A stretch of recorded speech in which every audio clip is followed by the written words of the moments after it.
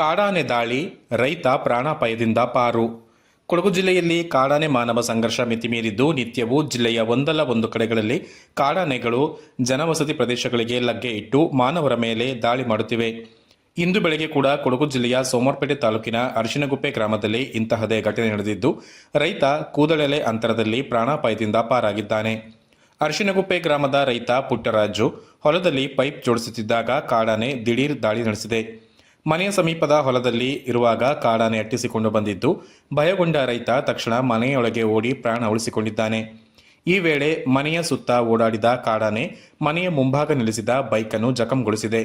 ಈ ವೇಳೆ ಮನೆಯೊಳಗೆ ಇದ್ದ ಪುಟ್ಟರಾಜು ಹಾಗೂ ಪತ್ನಿ ಮತ್ತು ತಾಯಿ ಭಯದಿಂದ ಕೂಗಿಕೊಂಡಾಗ ಆನೆ ಕಾಡಿನ ಕಡೆಗೆ ತೆರಳಿದೆ. ಇನ್ನು ಸುದ್ದಿ ತಿಳಿದು ಸ್ಥಳಕ್ಕೆ ಅರಣ್ಯ ಇಲಾಖೆ ಅಧಿಕಾರಿಗಳು ಭೇಟಿ ನೀಡಿ ಪರಿಶೀಲನೆ ನಡೆಸಿದ್ದಾರೆ.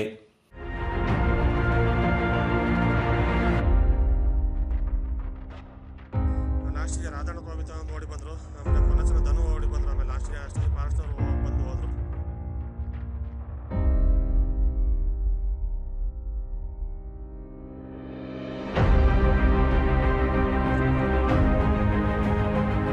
ಅವರು ಅಲ್ಲಿ ಎಲ್ಲಿ ದಾಟಿ ಬಂದು ನಾನು ಪೈಪ್ ರೆಡಿ ಮಾಡ್ತಾ ಇದ್ದೆ. ನಾನು ಪೈಪಲ್ಲಿ ಜೋಡಿಸ್ತಾ ಇದ್ದೆ. ಇಲ್ಲೇ ಬಂದು ಮನೆ ಮಾಡಲಿ ಬಂದು ಇಲ್ಲಿ ಬೆರೆಸ್ತಾ ಮನೆ ಹಿಂದ್ಗಡೆ ಹೋಯ್ತು, ಮುಂದ್ಗಡೆ ಬಂತು, 3 ಸುತ್ತು ಓಡಾಡ್ತು. ಆಮೇಲೆ ಲಾಸ್ಟಿಗೆ ನಾಯಿ ಬೆರೆಸೋದು ಓಡೋಯ್ತು.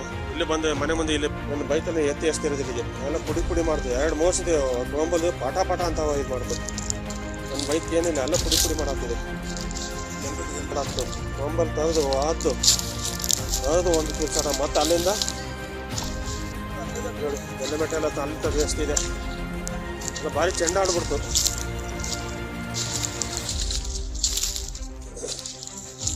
ನನ್ನ ಬೈಕ್ ಹೆಲ್ಮೆಟ್ ನೋಡಿ ಈ ಕಡೆ ಬಿದ್ದಿದೆ.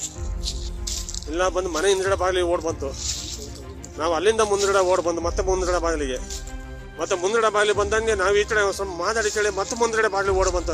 ಸದ್ಯ ದನಪಣ ಏನು ಮಾಡಿಲ್ಲ, ದನಗಳೇನು ಮಾಡಿಲ್ಲ. ಈಗ ನಾಯಿಗಳು ಮಾತ್ರ ಬೆರ್ಸಾಡ್ತೀವಿ. ಒಂದು ನಾಯಿ ಏನೋ ಕಾಣ್ತಾ ಇಲ್ಲ, ಏನು ಮಾಡ್ತಾ ಅಂತ ಗೊತ್ತಿಲ್ಲ.